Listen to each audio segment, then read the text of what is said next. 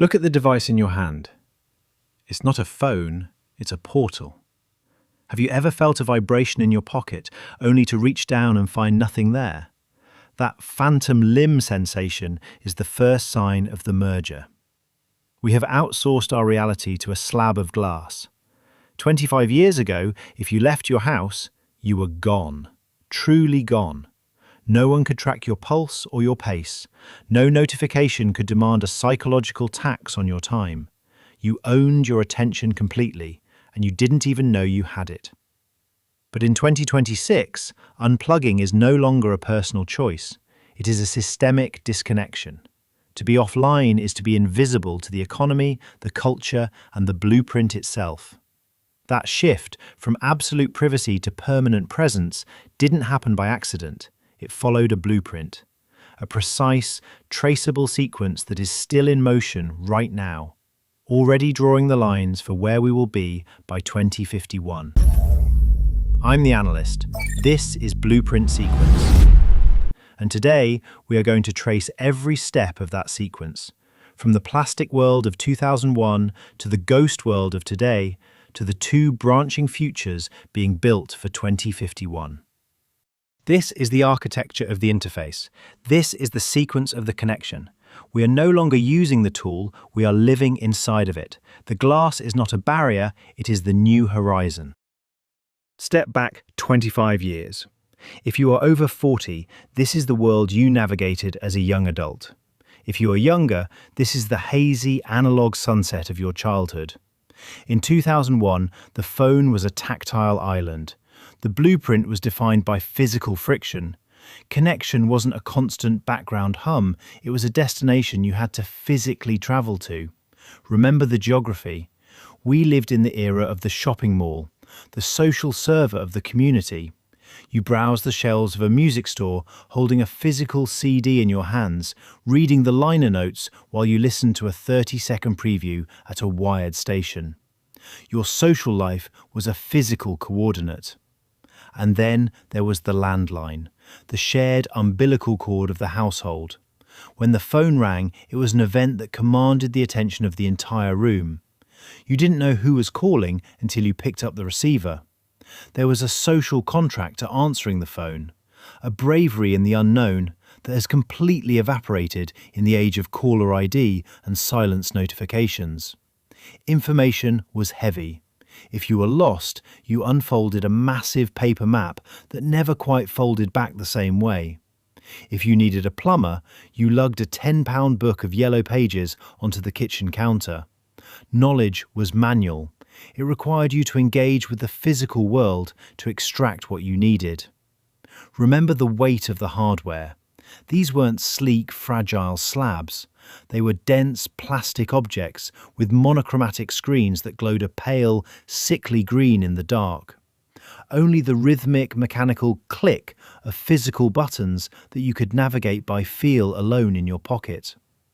To send a simple hello, you engaged in a manual labour of digits, tapping the 4 twice, the 3 twice, the 5 3 times, the T9 rhythm. It was a language of persistence. This was the era of absolute privacy. If you missed a call, it simply rang into an empty room, unanswered, unrecorded, and forgotten. You owned your silence. But look closer at the sequence.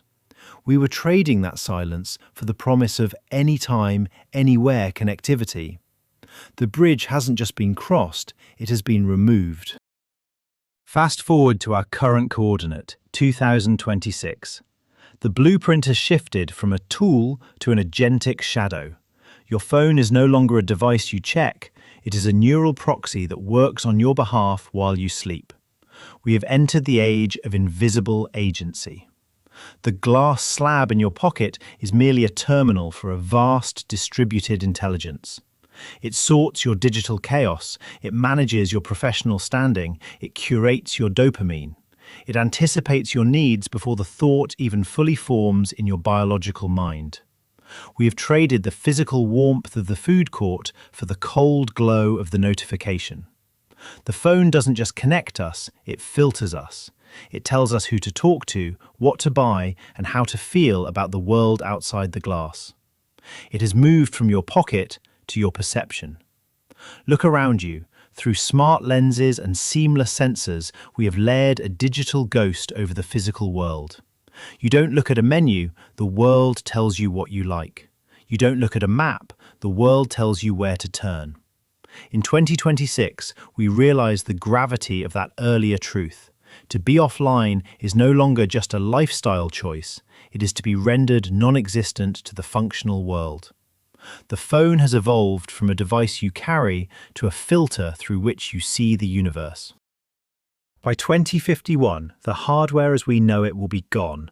The phone will be a museum piece, as strange as a steam engine or a telegram is to us today. The data reveals two primary potential paths, two branching sequences for the human experience. The first blueprint, the internal interface. In this sequence, the device vanishes into the biology. The screen is replaced by light projected directly onto the retina. Communication moves at the speed of thought through high-bandwidth neural links. You don't call someone, you simply share a state of being. You share a memory in real time across the network. But even here, the phone leaves a legacy.